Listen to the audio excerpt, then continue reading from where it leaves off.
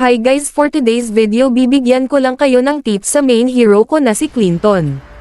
Ang gamit ko palang emblem ay custom marksman emblem na may fatal, bargain hunter at quantum charge. Kaya ano pang hinihintay natin? Let's go! Unang first tip, bilhin nyo agad yung boots pagsimula ng game, para mabilis na makapunta sa lane. Pero bantayan nyo yung oras before 14 second mark, dapat masell mo agad para yung balik na pera is same pa din na 237. Kaya 300 pa din ang magiging pera nyo. After that, first item natin is Azure Blade 4 mana regen dahil skills defendant si Clinton. Katapat pala natin sa lane ay si Idol Stephen Curry. Ang tatandaan nyo lang kay Idol Curry ay iwasan ang first skill. Mas masakit pa rin pang harass yung first skill ni Clinton. Mas maganda talaga maka-early kayo at makalamang sa kalane para iwas snowball. Same goes sa ibang MM tulad ni Mia, Layla, Hanabi, basta lahat ng MM na lang. What? Bro, what are you talking about, man? Dito nga ay may Azure Blade at boots na ako.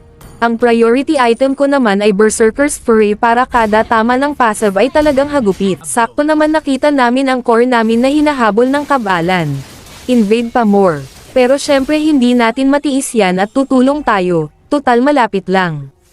Kaya naman mabibigyan namin ang core nila, kaya lang makakatakas si Tigirl pero goods na din kasi sakto magkaka-turtle kaya hindi na makaka-contest ang mga kabalan. Kita naman sa score na sobrang lamang namin, tignan nyo nga ang gagawin ng Idol Carry ko. Pumapalag pa, walang susuko hanggat may tore. Kaya lang sorry na lang dahil top barangay Clinton ang nakatapat mo. Better luck next life, idolo. Kaya naman take advantage ko na ang chance na pagkakataon binigay sa akin para makapag gold plate. Easy gold malala.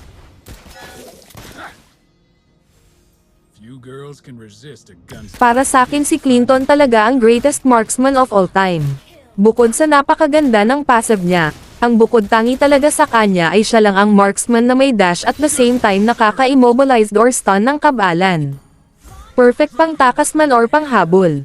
Sabayan pa ng kada skill niya ay gumagana ang kanyang passive na sobrang sakit lalo na kung may critical damage item ka. Heto ang perfect example niyan. Pagka-dash ko ay make sure na naka-basic attack muna ako para makapitalize ang passive.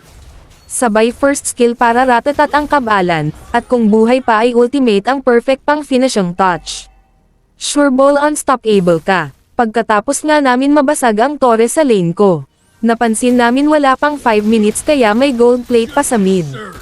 Kaya sasamantalahin namin yan. Kawawang force siya ang magiging casualty. Sabay krill ng minions at take advantage ulit ng gold plate. Easy gold malala.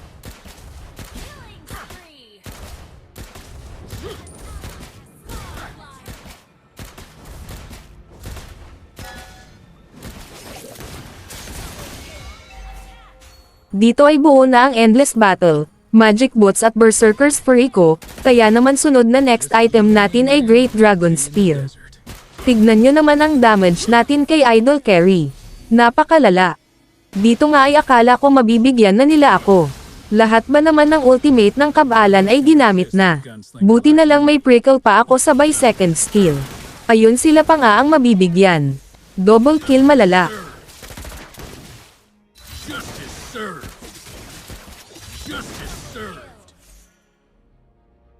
Halos hindi na nga makalabas ang mga kabalan. Tignan nyo yung forsa dito, isang basic attack lang sabay first skill na wala na. Dito nga natin ma-appreciate yung second skill ni Clinton. Wala akong prickle dito pero tignan nyo mangyayari. Maaltihan ako nung Tigirl pero saved by the second skill pa.